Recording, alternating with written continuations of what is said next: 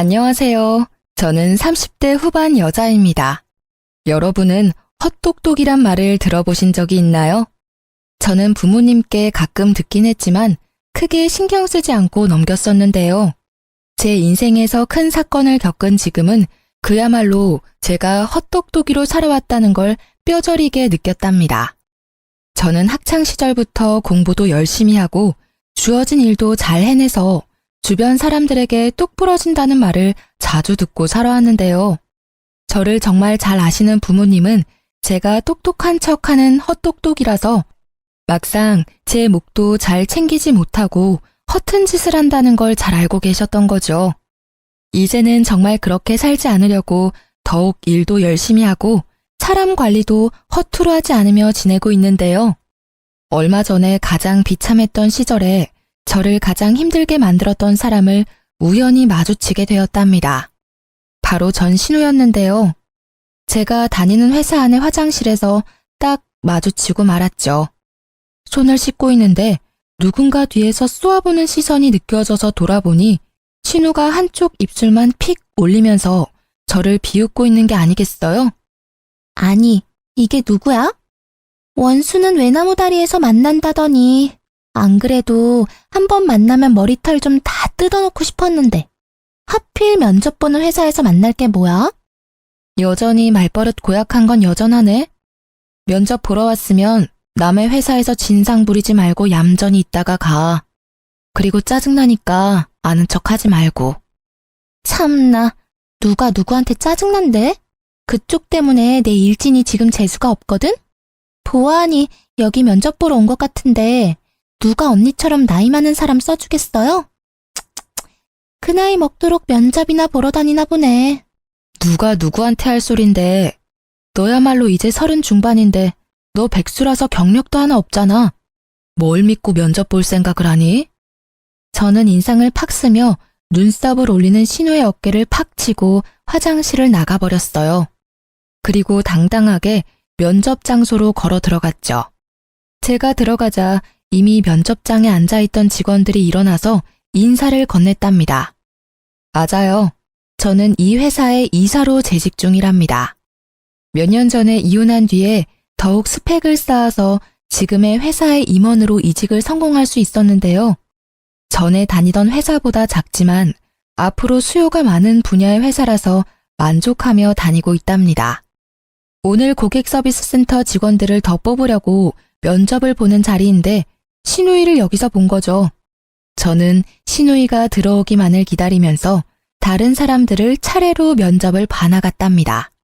그리고 드디어 신우이가 다소곳한 표정으로 면접장 안으로 들어오더군요. 정상적인 사람 흉내를 내고 있으니 기가 막혀서 혼자 헛웃음까지 나오더라고요. 신우이가 깍듯이 인사를 하고 고개를 들었고 차갑게 신우이를 보고 있는 저와 눈이 딱 마주쳤어요. 신우이가 저를 보고 제 앞에 이사라는 팻말을 보고는 동공이 마구 흔들리면서 얼굴이 새하얘지더라고요. 다른 직원들의 질문에 덜덜 떨면서 제대로 답도 못하는 신우이를 한심하게 바라보며 예전 결혼 생활을 떠올렸답니다. 사회에 나와서 만났으면 상대도 안 했을 신우이 때문에 죽고 싶을 정도로 힘들었을 때가 있었죠. 도대체 어떤 사연일지 궁금하시죠? 제 이야기를 한번 들어봐 주세요. 저는 사내 연애로 오랫동안 만났던 남자와 헤어지고 1년 동안 방황을 했었어요. 저도 그랬고 회사 사람들도 당연히 결혼까지 할 거라고 생각했지만 그 남자는 아니었던 거죠. 그렇게 30대 중반이 되니 마음이 급해져서 소개팅을 많이 하게 되었는데요. 그 중에 한 명이 바로 전 남편이었던 거죠. 남편은 저를 만나자마자 이렇게 말하더라고요. 제가 어머니 때문에 그동안 소개팅을 참 많이 했습니다. 그런데 오늘 같은 느낌은 처음입니다. 이런 걸 첫눈에 반했다고 하는 걸까요? 처음 만나자마자 느끼한 말을 해대서 사실 처음부터 호감이 가진 않았어요. 하지만 남편은 자기의 말을 증명이라도 하듯이 정말 열정적으로 구애를 했답니다. 거의 40에 가까운 남자가 20대 남자처럼 열정적으로 애정을 쏟아주니까 저도 마음이 기울더라고요. 직업도 대기업 팀장이라 연봉도 나쁘지 않았고 홀어머니와 여동생과 같이 산다고 했지만 가족 문제가 그렇게 크게 결혼에 걸림돌이 될 거라는 생각은 안 했던 것 같아요. 연애는 6개월 정도 하고 프로포즈를 받게 되었는데 짧은 시간이지만 자기 어머니에 대한 애틋한 마음을 자주 내비치긴 하더라고요. 우리 어머니가 나랑 여동생을 키우시느라 정말 고생을 많이 하셨어. 특히 내가 취직할 때까지 용돈 주셔가며 도와주셨지. 그래서 난 진짜 어머니한테 잘하고 싶어. 우리 부모님도 나 키우느라 고생 많이 하셨어. 어느 부모님이든 다 애틋하고 그렇지. 결혼 전에 말하고 싶은 게 있는데 물론 나도 최선을 다할 거야. 하지만 우리 효도는 각자 하자. 요즘 다 그런 거 알지? 어차피 분가해서 우리 둘이 사는데 양가 부모님들 뭐 얼마나 보겠어. 우리도 각자 일하느라 바쁘고. 근데 우리 엄마는 며느리랑 딸같이 친하게 지내시는 걸 항상 바라셨으니까 여보가 좀 맞춰줬으면 좋겠어. 너무 정없게 그러지 말고. 그래, 최선을 다한다니까. 그럼 자기도 우리 아버지랑 낚시도 가고 잘 지내줘. 우리 아빠도 사위랑 낚시 다니는 게 꿈이래. 제가 그렇게 말하니 남편은 꿀 먹은 벙어리처럼 아무 말도 하지 않더라고요. 그래서 알아들었나 생각했는데 지금 생각하면 계속 이런 문제로 다투면 결혼을 못할까봐 참았던 것이죠. 그렇게 상견례를 하게 되었고 고급 한정식 식당을 제가 직접 예약했답니다. 친정 부모님도 정시에 도착하셔서 남편과 이런저런 얘기를 나누시고 있었고요. 그런데 예비 시모와 신우가 1시간이나 늦게 온 게 아니겠어요? 남편이 안절부절 못하니 친정 아버지는 오히려 괜찮다고 다독여주셨어요. 그때 문이 벌컥 열리며 두 사람이 거만한 태도로 들어오더라고요. 하필 골라도 이런 외진 데를 고를 게 뭐람? 택시도 안 잡히고 차는 또 어찌나 막히는지. 오빠, 우리한테 뭐라고 하지 마. 이런 식당을 잡은 게 문제지. 아, 짜증나. 배고파 죽겠네. 두 사람은 미안하단 말을 한마디도 하지 않고 오히려 당당하더라고요. 친정 부모님의 표정이 점점 굳어지는 걸 보자 제가 더 민망해졌답니다. 결혼식 날짜는 6월 20일로 받았는데 어떠신가요? 이날이 가장 좋다고 하는데요. 아, 안 돼요. 나 유럽 여행 갔다가 오는 날이 24일이니까 그 이후로 해요. 여행이요? 이미 예약을 다 한 거예요? 항공권도 다 샀어요? 아니, 아직 산 건 아닌데 이미 친구들하고 날짜 다 맞춰서 안 돼요. 아, 더 늦게 해요. 결혼식이 뭐 대수라고. 네? 오빠 결혼식이 여행보다 더 중요하죠. 제가 알아보니까 식장도 21일이 제일 저렴하고 조건도 좋아요. 좀 양보해 주시면 안 될까요? 예, 21일 말고 그 다음 주 주말로 하면 되지. 일주일 차이가 뭐 그리 대수라고 그래? 벌써부터 신우이를 이기려고 하니? 우리 아들같이 잘난 남자랑 결혼하면 받아들일 건 받아들여야지. 사부인, 안 그래요? 갑자기 친정아버지가 물컵을 쾅 하고 세게 놓으셨어요.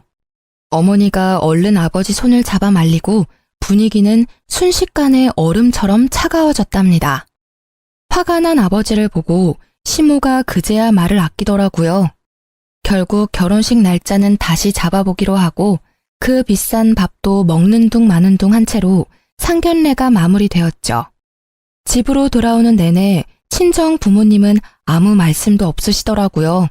시모와 신우의 얼굴을 떠올리니 저도 마음이 심란해져서 결혼하는 게 잘하는 일인지 헷갈렸죠. 집에 돌아와서 아버지가 딱 한마디 하시고 방으로 들어가시더라고요. 이 결혼 다시 생각해봐라. 아버지의 차가운 목소리에 정신이 번뜩 드는 것 같았어요. 그래서 며칠간 고심 끝에 남편에게 결혼을 다시 생각해보자고 말했답니다. 그랬더니 매일 저녁마다 집으로 찾아와 친정 부모님 앞에서 죄송하다고 비는 게 아니겠어요. 제 앞에서도 눈물을 흘리면서 애원을 하고 일주일 정도를 매일 와서 아버지를 설득하더라고요. 결국 아버지도 결혼을 허락해 주셨고 남편이 결혼식이며 신혼여행까지 책임을 지고 진행시키더라고요. 제가 신경 쓰지 않도록 세세한 부분까지 신경 써가며 결혼식을 준비하는 걸 보니 이 남자를 믿고 살아가 봐도 좋겠다는 생각이 들었죠. 그렇게 여름에 신부가 되어 결혼식을 치르는 날이 다가왔답니다. 신부 대기실에서 친구들과 사진 찍으며 얘기를 나누고 있는데 문이 벌컥 열리더라고요. 문소리만 듣고도 본능적으로 신우이라는 걸 알겠더라고요. 신우를 본 친구들이 경악을 하며 저를 바라봤어요. 그래서 저도 신우를 쳐다봤는데 세상에 하얀 원피스를 입고 왔더라고요. 거기다 빨간 구두를 신고 화장도 세상 촌스럽게 하고 와서 누가 보면 결혼식 파토 내려고 온 여자인 줄 알겠더라고요. 아가씨, 왜 한복을 안 입고 원피스를 입었어요? 근데 원피스 색이 좀... 색이 왜요? 이거 베이지 색이에요. 내가 살 때도 흰색 아닌 거 확인하고 산 거예요. 나도 예의는 있어요. 그리고 이거 명품이라고요. 소리를 삑 지르고 제 옆에 앉아서 사진을 찍기 시작하는데 진짜 미쳐버리겠더라고요. 친구들도 기가 막혀서 입을 떡 벌리고 있고 다른 사람들은 신우이 옷을 보고 다 수군수군 됐죠. 그렇게 결혼식이 시작되고 정신이 하나도 없이 버진로드를 걷고 여차저차 결혼식이 마무리가 되었어요. 사진 찍는 순서가 되고 신우가 제 옆에 딱 서자 그제야 정신이 번쩍 들더라고요.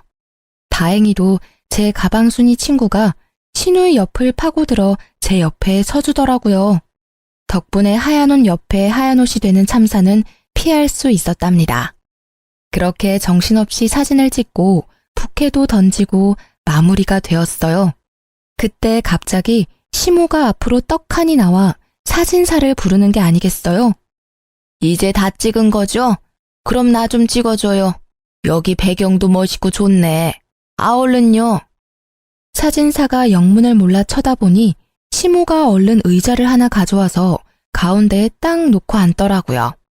자자, 얼른 찍어줘 봐요. 오늘처럼 이렇게 화장하고 한복 곱게 입었을 때 독사진 좀 찍어두려고 그래요. 저는 너무 황당하고 하객들 보기에도 부끄러워서 남편을 푹 찔렀어요. 지금 어머니 뭐 하시는 거야? 왜 갑자기 사진을 찍으신다는 거야? 좀 말려봐. 아니, 오늘 예쁘게 하고 오셨다고 나중에 쓰실 영정사진 좀 찍으신대. 뭐? 지금 뭘 찍는다고? 제정신이야? 자기도 알고 있었어? 남편은 어깨를 으쓱하더니 뭐가 대수라는 듯이 오히려 놀라는 저를 이상하게 바라보기까지 하더라고요. 사돈도 오늘 한복 곱게 입으신 김에 한 장 찍어둬요. 이게 다 돈 버는 거니까. 결국 친정 부모님은 얼굴이 굳으셔서 자리를 피해버리셨어요. 그 와중에 시모 머리까지 매만져주며 사진 각도까지 체크하는 신우 모습에 남아있던 하객들이 웃기까지 했답니다. 저는 너무 부끄러워서 쥐구멍이라도 들어가고 싶을 정도였죠. 결국 시모는 영정사진을 찍었고 저는 결혼사진 앨범 선택할 때 시모 사진도 비싼 돈을 주고 사야만 했답니다. 그 장면이 너무 충격적이라 지금도 결혼식은 하나도 기억이 안 나고 떡하니 의자 놓고 앉던 시모 모습이 제일 먼저 떠오를 정도니까요. 신혼집은 시댁과 차로 10분 거리에 있었어요. 남편이 시댁이 있는 동네가 좋다면서 직접 전세 자금까지 다 내면서까지 마련한 아파트였기 때문에 어쩔 수 없이 가까이서 살게 된 거죠. 신혼여행 다녀오고 그 다음 주 주말부터 시모가 남편에게 전화를 해서 집에 오라고 난리를 부리더라고요. 엄마가 나랑 떨어져 살게 되니까 적응이 안 돼서 너무 울적하시대. 토요일마다 집에 와서 같이 밥 먹자는데 가면 안 될까? 매주 토요일마다 가자고? 그건 좀 너무하지 않아? 나도 쉴 시간은 있어야지. 그럼 일요일은 우리 집에 매주 갈 수 있어? 아니잖아. 지금은 초반이니까 좀 맞춰드리고 점점 안 가면 되지. 너무 깐깐하게 굴지 말고. 일단 이번 주는 가는 거다. 알았지? 그렇게 토요일에 시댁에 가게 되었는데요. 진짜 너무 가기 싫었지만 신혼이니 좋은 게 좋은 거란 심정으로 따라 나섰죠. 저녁 5시쯤 도착해서 나가서 외식을 하던지 배달을 시켜 먹으려고 생각을 하고 있었는데요. 시댁에 딱 들어가니 시모가 제 인사도 받지 않고 고갯짓으로 주방을 가리키는 게 아니겠어요? 황당했지만 주방으로 들어가 봤는데 싱크대 가득 장바온 채소며 고기들이 쌓여 있더라고요. 어느새 제 옆으로 다가온 시모가 말했어요. 어디 이제 시집을 왔으니 솜씨 좀 보자. 오늘은 간단하게 갈비찜이랑 잡채 좀 해봐라. 내가 너 힘들까봐 장까지 미리 다 봐뒀다. 이런 시어머니가 어딨니? 전 요리 잘 안 해봐서 갈비찜 같은 건 못해요. 나가서 외식하면 안 될까요?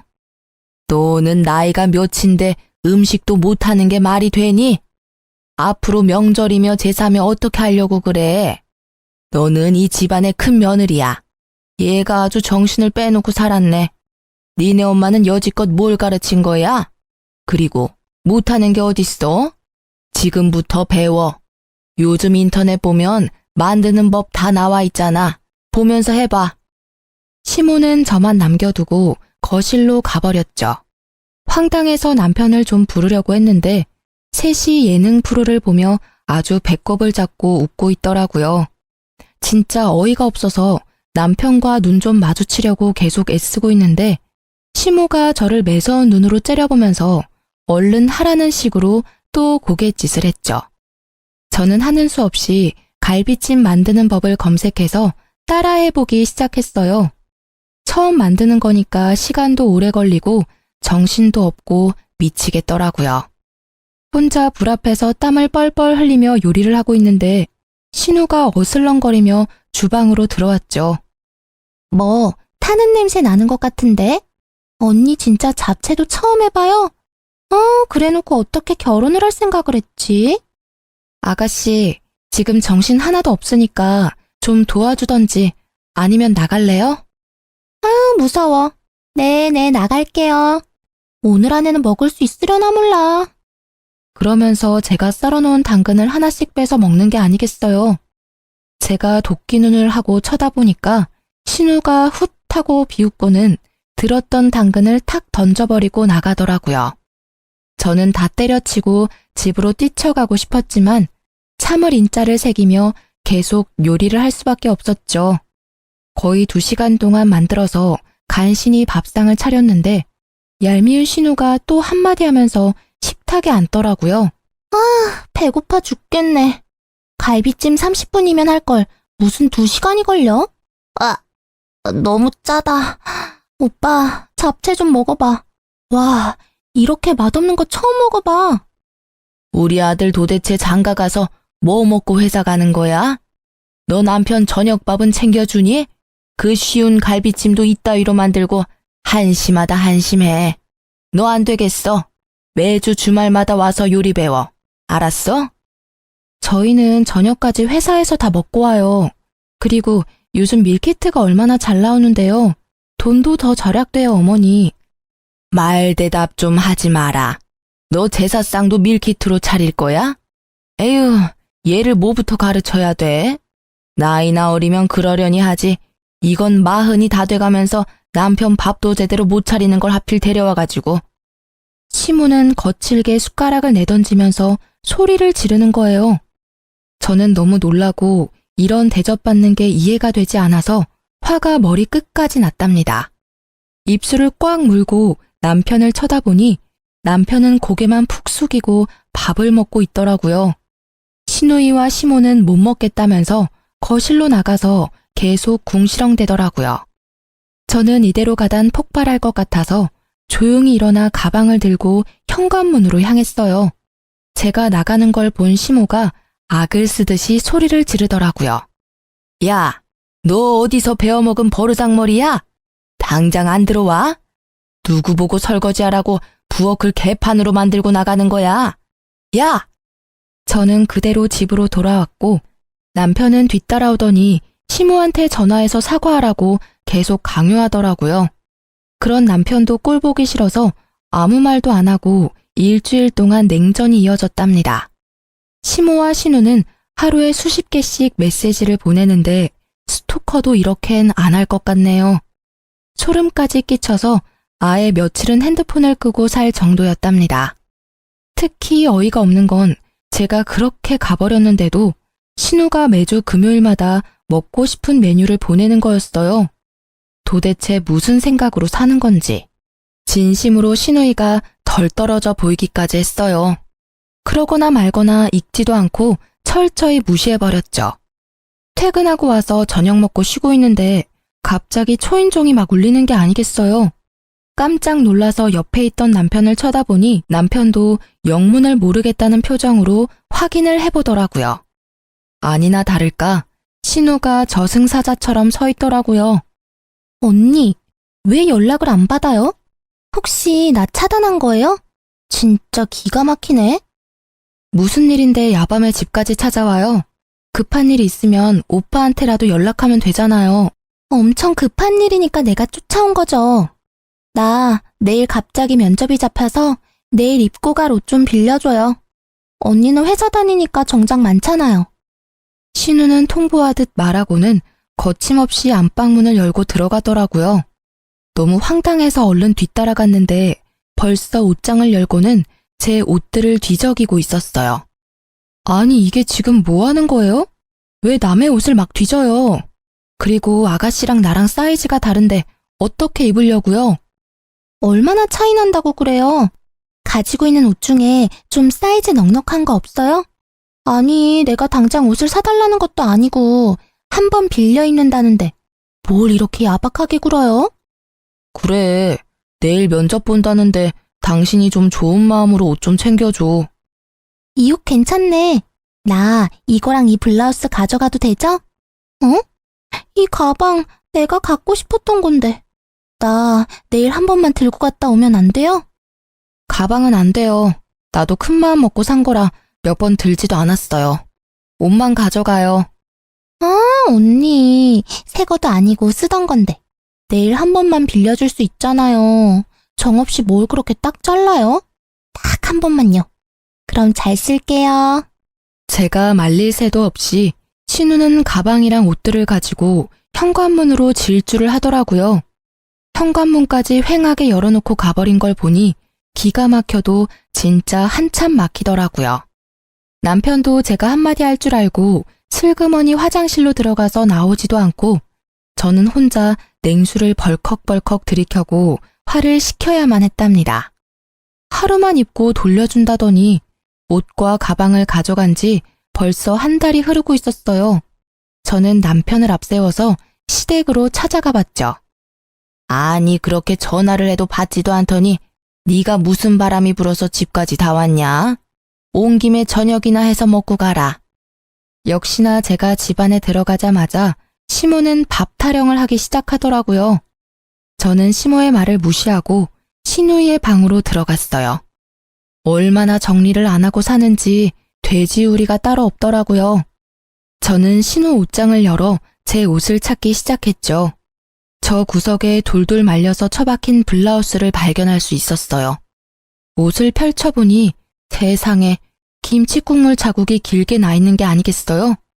제가 비싸게 주고 산 실크 블라우스였는데 그걸 가져가더니만 마구 더럽혀 놓은 모습에 화가 머리 끝까지 났죠. 더럽혔으면 빨아놓기라도 해야 하는 거 아닌가요? 신우가 저를 자기 아래로 생각하니까 이딴 행동을 할 수 있다는 걸 깨달았죠. 저는 옷장을 뒤져서 신우의 옷 중에서 그나마 비싸 보이는 니트를 찾아서 화장실로 갔어요. 그러고는 변기 안에서 신우의 옷을 마구 쑤셔놓고 나와버렸어요. 마침 신우이가 집으로 딱 들어오더라고요. 그런데 저한테 뺏어갔던 가방을 떡하니 들고 있는 게 아니겠어요. 아가씨, 하루 빌려간다면서 한 달이 지나도록 왜 옷을 안 가져와요? 그리고 그 가방, 내 건데 왜 본인 것처럼 들고 다녀요? 당장 내놔요. 아, 진짜. 그까짓 것 얼마나 한다고 집까지 와서 난리예요. 어차피 언니한테 이 가방 어울리지도 않아요. 나이 들어서 이런 거 들면 뭐해요? 들고 다녔으니까 준 거잖아요. 그냥 나한테 줘요. 사달라는 것도 아니고. 이거 봐요. 옷에도 김치 국물 잔뜩 흘려놓고. 아가씨는 기본 예의가 없네요. 당장 가방 내놔요. 저는 신우의 손에서 억지로 가방을 뺏어서 현관으로 가버렸어요. 그때 시모가 달려와서 제 팔을 잡고 저를 휙 돌려 세우더라고요. 야, 이게 보자 하니까 우리 귀한 딸한테 뭐 하는 짓이야? 새언니가 돼가지고 신우이가 면접 본다면 정장 한 벌 쫙 사줄 생각을 해야지. 큰며느리 그릇이 간장종지만한데 집안 잘 돌아가겠다. 어머니, 저도 우리 집에선 귀한 딸이에요. 그리고 생판 모르는 사람한테 숟가락 하나를 빌려도 깨끗하게 닦아서 돌려주는 게 당연한 건데 아가씨 하는 짓 좀 보세요. 그때 신우이가 악 하고 소리를 지르는 소리가 들리더니 변기물이 뚝뚝 떨어지는 니트를 들고 제 앞으로 달려들더라고요. 이거 언니가 이랬어요? 진짜 미친 거 아니야? 이게 얼마짜린데? 더군다나 니트를 변기에 쳐박아? 진짜 정신병자네? 오빠 정신병자랑 결혼했어. 나 절대 못 넘어가. 얘가 처음엔 아주 얌전을 떨더니만 아주 무서운 애였네. 진짜 네가 이런 거야? 너 제정신이야? 당장 우리 딸한테 사과하고 당장 똑같은 거 사와. 그럼 아가씨도 내 블라우스랑 뜯어진 치마 똑같은 걸로 사와요. 그럼 나도 그까진 니트 사다 줄 테니까. 그리고 어머니, 덜 떨어진 아가씨 그렇게 계속 감싸면 아가씨 결혼도 못하고 평생 저렇게 살 거니까 정신 차리세요. 저는 할 말을 잃고 어버버하는 시모를 뒤로 하고 남편을 쳐다보지도 않고 집으로 돌아와 버렸답니다. 남편도 바로 저를 따라와서 엄청나게 화를 내더라고요. 시모와 시누이가 핸드폰에 불이 나도록 번갈아가며 전화하는 건 말할 것도 없고요.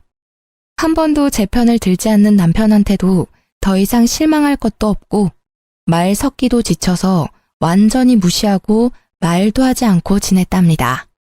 한 달 넘게 남편과 말도 하지 않으니까 남편도 기가 죽었는지 제 눈치를 살살 보며 지내더라고요. 저는 그 사이에 남편에게 모든 정이 다 떨어져 버려서 남편이 쩝쩝대며 밥 먹는 모습도 꼴 보기가 싫을 정도였어요. 그래서 될 수 있으면 야근까지 하고 집에 늦게 들어왔답니다. 주말에도 근무를 지원해 남편과 함께 있는 시간을 최대한 만들지 않으려고 했어요. 그렇게 몇 달이 지나고 잠잠하던 시모가 슬금슬금 연락이 오기 시작하더라고요. 신우도 이번 주 메뉴를 적어서 보내기 시작하는데 진짜 정신이 이상한 게 아닌가 하는 생각까지 들었어요. 일반적인 사람이라면 이럴 수가 없잖아요. 하루는 제가 정신없이 일을 하다가 전화가 와서 확인도 안 하고 받았는데 앞불싸 신우이더라고요. 이제야 전화를 받네요. 엄마가 이번 주 토요일에 와서 닭볶음탕 만들어서 같이 먹재요. 그럼 지금까지 했던 행동들 용서해주고 다시 잘 지내본다니까 장 봐서 일찍 와요. 내가 용서받지 못할 행동한 게 있나요? 아가씨가 나한테 잘못을 빌어야 될 것 같은데. 아가씨 면접 붙었어요? 떨어졌죠? 그럼 지금 하는 일 없는 백수잖아요. 아가씨가 어머니한테 닭볶음탕 좀 만들어서 효도 좀 해봐요. 됐죠? 말 다 했어요? 나도 알바 하거든요. 나한테 이렇게 대한 거 엄마한테 다 말할 거니까 알아서 해요. 내가 엄마 대신 좋게 말해보려고 했는데 안 되겠네 진짜. 저는 픽 비웃어주고는 전화를 끊어버렸어요. 그날 밤 늦게 집에 들어갔는데 남편이 저를 기다리고 있었는지 소파에 다소곳이 앉아있더라고요. 그러더니 바로 어디론가 전화를 걸더니 대뜸 저한테 핸드폰을 넘겨주는 게 아니겠어요? 인상을 쓰며 전화를 받았더니 시모가 악을 쓰기 시작했죠. 야, 네가 뭔데 시어미를 무시해? 네 부모가 그렇게 가르치든? 너 내가 내일 네 회사 쳐들어가서 다 깨부수고 망신 주기 전에 토요일에 장 봐서 집으로 튀어와. 알아들었어? 저는 시모와 전화를 끊고 남편을 쏘아보았어요. 당신 솔직히 몇 달째 시댁에도 안 가고 안부 전화도 안 하고 너무한 거 아니야? 나한테 쌀쌀맞게 구는 건 내가 참을 수 있는데 우리 엄마한테는 그러지 마. 나 키우느라 얼마나 고생을 하셨는데. 며느리랑 좀 잘 지내고 싶으시다는데 도대체 왜 그래? 그럼 당신은 왜 우리 집에 전화도 안 하고 가지도 않는 건데? 신우가 나한테 미안하다고 상식적으로 한마디만 했어도 내가 이렇게 정 떨어지진 않았어. 아니 사위랑 며느리가 같아? 사위는 손님이라잖아. 손님이 전화하냐? 그리고 그거 옷 몇 푼이나 한다고 그 난리인지 난 지금도 이해가 안 된다. 가족끼리 싸우기도 하고 화해하고 그렇게 사는 거 아니야? 당신 너무 이기적인 거 알아? 토요일에 무조건 가는 거야. 역시 남편과는 대화가 전혀 통하지 않았어요. 그놈의 닭볶음탕이 이렇게 저를 힘들게 할지는 상상도 못했는데 말이죠. 저는 작년 이맘때쯤에 저를 떠올려 봤어요. 시댁과 남편과 엮이지 않았을 땐 자유롭고 홀가분한 삶을 살았었는데 지금은 너무나 숨이 턱턱 막혀왔어요. 결혼하지 말라는 친구들의 말이 그냥 행복에 겨운 투정인 줄 알았는데 진심이었을 것 같다는 생각이 들었죠. 왜 결혼을 했는지 너무나 후회되고 할 수만 있다면 작년으로 시간을 되돌리고 싶었답니다. 결국 토요일에 장을 봐서 남편과 시댁으로 갔죠. 집 안으로 들어가 보니 시모와 신우는 저를 아는 척도 안 하고 텔레비전을 보고 낄낄대고 있더라고요. 저도 말 섞기 싫어서 바로 주방으로 들어가서 재료를 손질하기 시작했어요. 닭을 데치고 있는데 시모가 어느새 쓱 들어와서 제가 하는 걸 보고 있더라고요.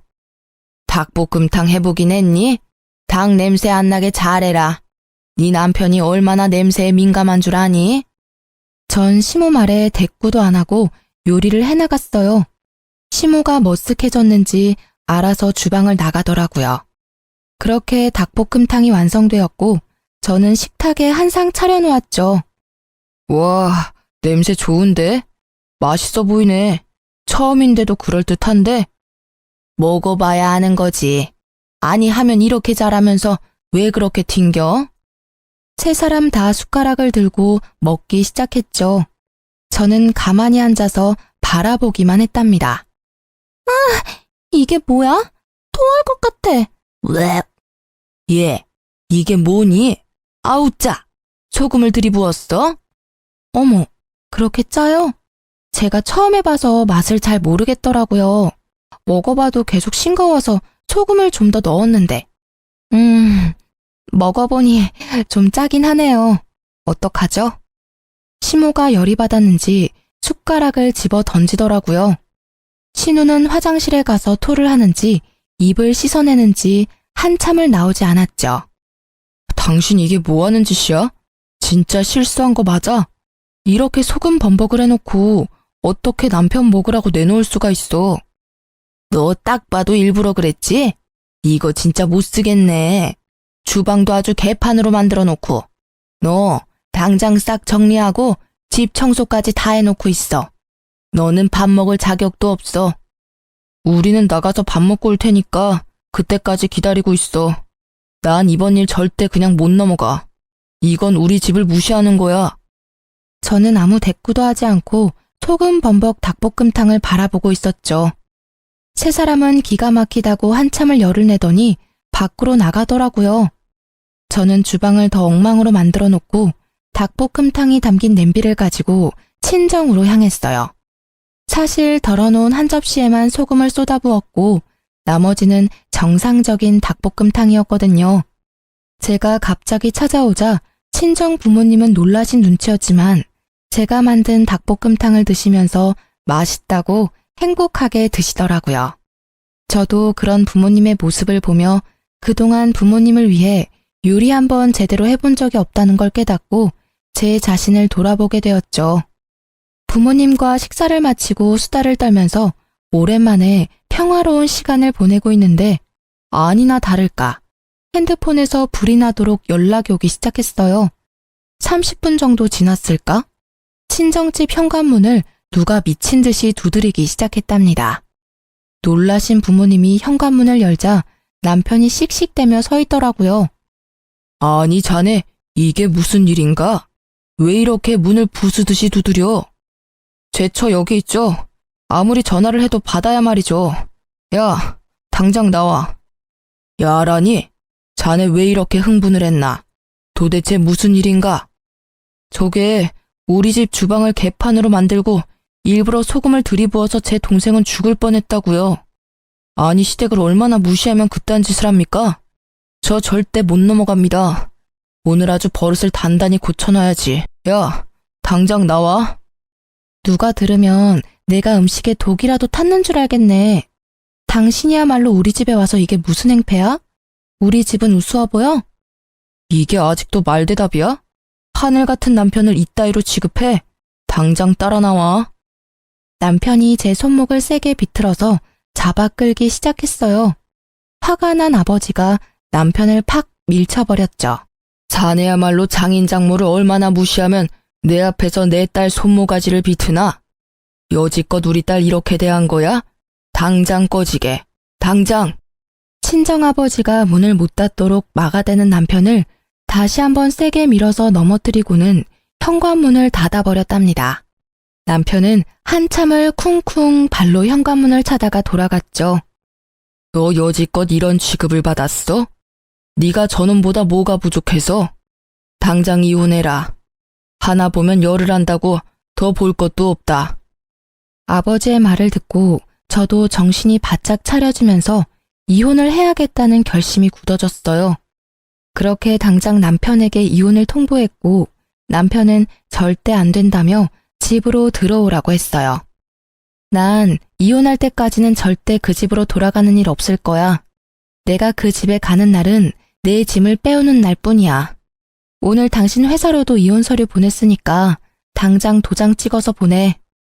내가 바람을 폈냐? 너를 패기라도 했냐? 내가 이혼 안 하겠다는데 네가 무슨 수로 이혼을 할 건데? 어디 한번 계속 개겨봐. 누가 이기나 보자. 저는 닭볶음탕을 만들러 간 날에 시모와 남편이 한 대화를 모두 녹음했었고 남편이 친정에 와서 소란을 피운 것도 모두 녹음을 해놓았었거든요. 일부분을 남편에게 보내자 남편이 일단 이혼 서류 들고 만나자고 태도를 바꾸더라고요. 그래서 약속 장소로 나가서 남편을 기다렸답니다. 문 쪽이 소란스러워 뒤돌아보니 시모와 시누이와 남편이 같이 몰려 들어오더라고요. 시모는 저를 보자마자 제 따귀를 마구 때리기 시작했어요. 저는 너무 놀라서 대응도 못하고 몸이 굳어버렸죠. 누구 마음대로 이혼이야? 너는 내가 오늘 버르장머리를 확실히 고쳐놓을 거야. 니까짓 게 뭔데 우리 집안을 무시하고 쑥대밭으로 만들어? 그것도 모자라서 우리 아들을 이혼남 만들겠다고? 이게? 지금 저 때린 거 후회하실 텐데요. 누군 이혼녀 되고 싶어서 되나요?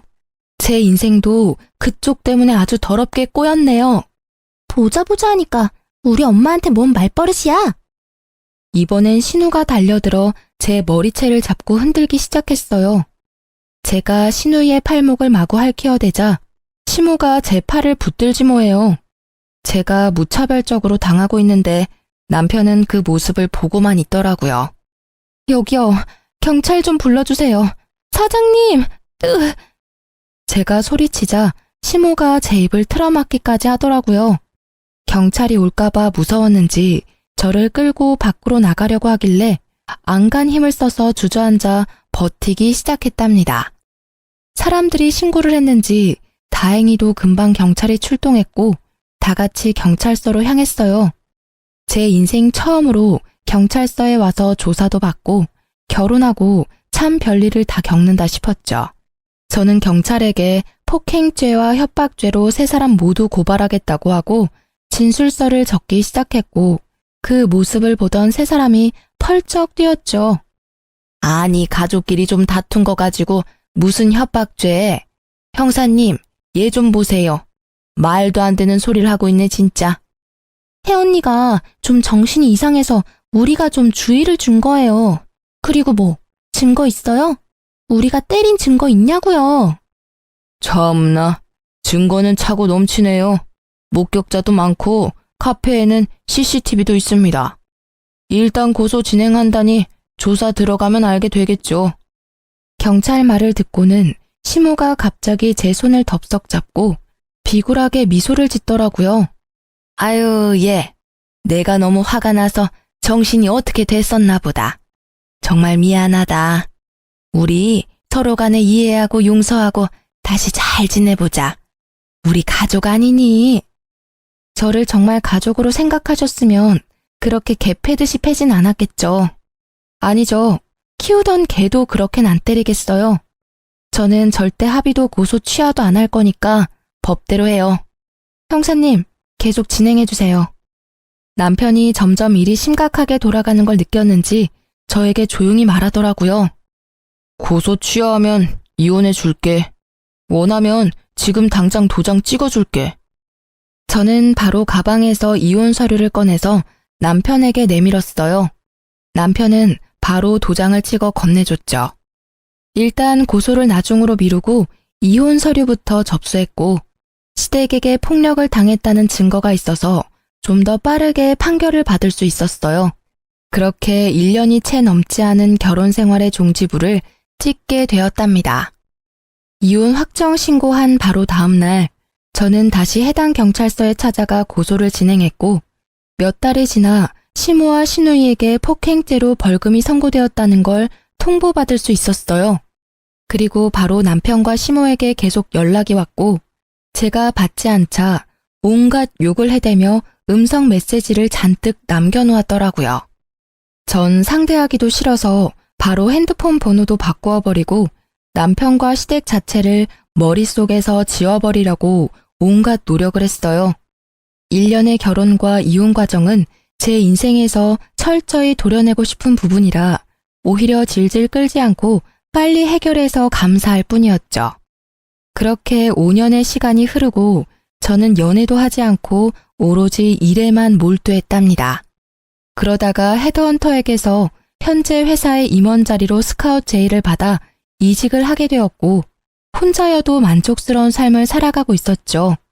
그러다가 면접 자리에서 전 시누이를 딱 맞닥뜨리게 되니 예전 생각이 나서 기분이 너무 안 좋더라고요. 면접 내내 제 눈치만 보며 말도 제대로 못한 시누이는 쫓기듯이 면접장을 나가버렸어요. 그렇게 마무리가 되었나 싶었는데 복도에서 저를 기다리고 있더라고요. 제가 무시하고 지나가자 거칠게 제 손목을 낚아채는 거 있죠? 저는 시누이의 손을 탁 쳐내고 날카롭게 쏘아붙였어요. 이게 지금 예의 없게 무슨 짓이죠? 우리 집은 개떡같이 만들어놓고 혼자 아주 잘 나가고 계셨네? 너랑 이혼하고 우리 오빤 회사에서 잘려서 지금까지 백수야. 생활비가 없어서 우리 엄마가 청소 일하러 다니다가 허리 다쳐서 지금 요양병원에 있어. 다 너 때문이야. 어떻게 책임질래? 네 오빠가 잘려서 다시 직장 못 구하는 게 왜 내 탓이니? 무능력한 네 오빠 탓이지. 그럼 네가 정신 차리고 고깃집 불판이라도 닦아서 돈을 벌어야지. 너 지금까지 백수지? 뭐? 너 지금 말 다 했어? 너 때문에 빨간 줄 생겨서 취직도 못하는 거잖아. 네가 책임져. 그러니까 나 여기 합격시켜. 너 이 사람이여. 신우가 큰 소리를 내는 게 들렸는지 대표님이 이쪽으로 걸어오는 게 보였어요. 김 이사님, 무슨 일 있나요? 괜찮아요? 아닙니다. 아무 일 없습니다. 대표님, 오늘 면접 지원자인데 끝나고 뭘 좀 물어보셔서요. 신우의 눈에도 대표님이 젊은 훈남으로 보이는지 갑자기 얼굴을 붉히며 다소곳해지더라고요. 그 모습이 어이가 없어서 헛웃음이 났죠. 저는 주위를 둘러보고 아무도 없다는 걸 확인하고는 슬쩍 대표님의 팔짱을 꼈답니다. 대표님이 놀라서 저를 바라보다가 저와 눈이 마주치고 흐뭇하게 미소를 지었어요. 그 모습을 보고 신우이의 입이 떡 벌어진 채 굳어 있더라고요. 비밀로 하자더니 소문이라도 나면 어쩌려고 그래요? 나야 좋지만. 사실 저는 대표님과 1년 넘게 사내 연애 중이었답니다. 저보다 4살이 많은데 일만 하느라 여지껏 연애도 많이 해보지 않았던 대표님과 매일 야근하며 붙어있다 보니 이성적인 감정이 싹 트더라고요. 슬슬 결혼 얘기가 나오고 있어서 곧 회사에도 알릴 예정이긴 했지만 신우의 부끄러워하는 얼굴을 보니 일부러 보여주고 싶었달까요? 합격자는 내가 결정하는 게 아니라 서류 전형과 면접 점수를 합산해서 공정하게 선발할 예정입니다. 합격자 발표까지 기다리세요. 입술을 씹으며 저를 노려보는 신우이를 뒤로하고 대표님과 함께 사무실로 돌아갔죠. 당연히 합격하지 못했고요. 다시는 마주치고 싶지 않을 뿐입니다. 전 매일을 바쁘게 일하며 지내고 있고 대표님의 프로포즈를 받아 곧 결혼식을 올릴 예정이랍니다. 이번엔 아픔 없는 결혼 생활을 이어나가고 싶은 마음이 크네요. 하지만 가장 소중한 건 제 자신이니까 항상 저를 첫 번째로 두고 살아가려고 한답니다. 여러분도 자기 자신을 최고로 여기는 삶을 사시길 바라면서 제 사연을 이걸로 마칠게요. 들어주셔서 감사합니다. 모두 행복하세요.